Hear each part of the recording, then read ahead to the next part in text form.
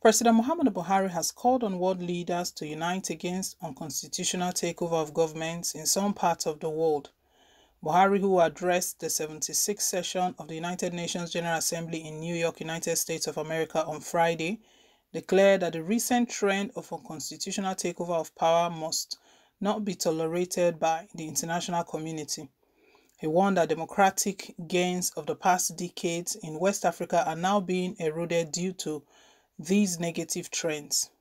The president affirmed Nigeria's support to efforts by ECOWAS, AU, and the UN to address this growing challenge, saying, as leaders of our individual member states, we need to adhere to the constitutional provisions of our countries, particularly on terms limits. This is one area that generates crisis and political tension in our sub-region. The statement reads in part, "Let me on behalf of the government and people of Nigeria congratulate you on your well-deserved election as President of the 76th session of the United Nations General Assembly. I would like to assure you of the full support and cooperation of the Nigerian delegation throughout your tenure. I would like to commend your predecessor, His Excellency Mr. Volkan Bozkır, for the many remarkable achievements recorded during his tenure, despite the challenges posed by the COVID-19 pandemic. Permit me to congratulate the Secretary General Antonio Guterres on his re-election and commend his strong commitment to making the UN more alive to its responsibilities. I also want to express my gratitude to him for reappointing Mrs. Amina Mohammed as the Deputy Secretary General to assist him in discharging his heavy responsibilities. The theme of this year's General Assembly, Building Resilience Through Hope to Recover from COVID-19, Rebuild Sustainably, Respond to the Needs of the Planet, Respect the Rights of the People, and Revitalize the United Nations sums up our common desire to rescue our planet, recover our economies, and restore hope to all the peoples of the world. In this regard, my delegation will continue to support the United Nations in the indispensable forum for international cooperation and the cornerstone of the multilateral system rooted in respect for international law, including international human rights law, and predicated on rules-based order. I want to thank the international community for the concerted response to COVID-19, the solidarity and drive to contain the first truly global health emergency of our time is a pointer that the many things we can achieve if we work together. On our part, Nigeria has made strenuous effort to contain the virus and halt its deadly onslaught on our people. Our effort has been rewarded with moderate success. At the outset, we recognize detection and contact tracing to be important tools in combating the virus. In this connection, from a mere 4 laboratories with testing and detection capacity, we ramped up the facilities to over 140 centers today. Similarly, we built isolation centers and emergency hospitals ward in record time all over the country. We carry out genomic sequencing in designated laboratories across the country with a view to detecting variants in circulation. In addition, over 4,000 health care workers have recently been trained on infection prevention and control measures with the support of our various partners. Through the Nigerian Center for Disease Control, we have established 16 infectious disease treatment centers located within our teaching hospitals and federal medical centers. Nigeria remains grateful for the assistance received from our partners and friends all over the world.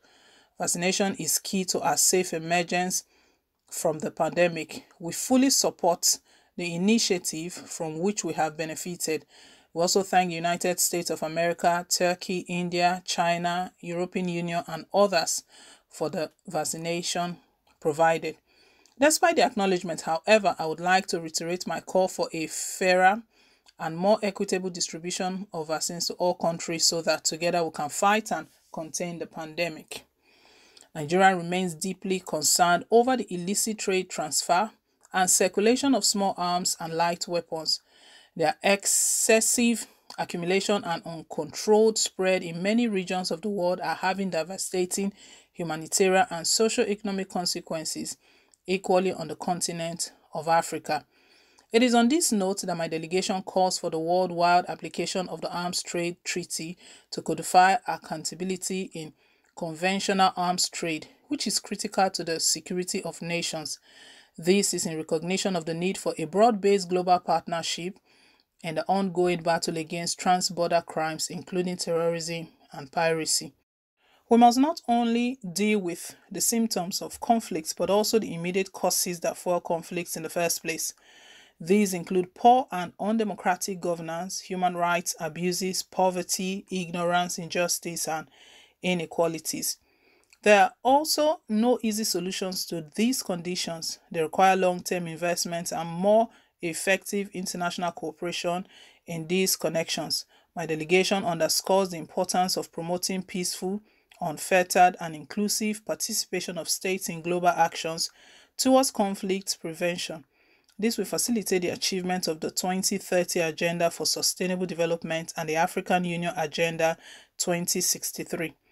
In West Africa especially, our democratic gains of the past decades are now being eroded. The recent trend of unconstitutional takeover of power, sometimes in reaction to unilateral changes of constitutions by some leaders, must not be tolerated by the international community. Nigeria fully supports the efforts by ECOWAS to address this growing challenge and appreciates the support of both the African Union and the United Nations. In this regard, I would like to reiterate that as leaders of our individual member states, we need to adhere to the constitutional provisions of our countries, particularly on term limits. This is one area that generates crisis and political tension in our sub-region.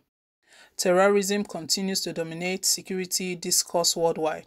In Nigeria, Boko Haram terrorist groups, though fragmented by internal strife and weakened by our defense force, is still active and preying on soft targets. Nigeria will continue to closely work with UN counter-terrorism bodies and entities with a view to bringing this scourge to an end. Nigeria has spared no effort in addressing the challenges of terrorism posed by the activities of Boko Haram in northeast Nigeria and the Lake Chad region, as well as a banditry in northwest and north central. The Nigerian security forces have recorded considerable success in the fight against terrorism. As a result of the renewed vigor of our military, many terrorist fighters are voluntarily surrendering to our security forces. I and three other Nigerian head of state served actively as peacekeepers, and Nigeria continues to support peacekeeping efforts. We know the sacrifice involved. We also know how important peacekeeping is for those in vulnerable situations. Nigeria will continue to play its part fully in supporting United Nations peacekeeping operations within Africa and beyond.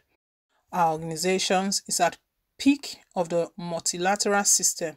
It is also the preeminent body for solving our current and emerging challenges and for developing norms that are protective for all of us. We need to recommit to it, rejuvenate it to better serve us. Nigeria reaffirms its faith in the United Nations and is further resolved to continue to work with all member states for peace and security, development, and the protection of human rights. In the current moment, hope for these is dependent on how we assist each other to get COVID-19 out of all countries, regardless of their classifications. We can and must do so.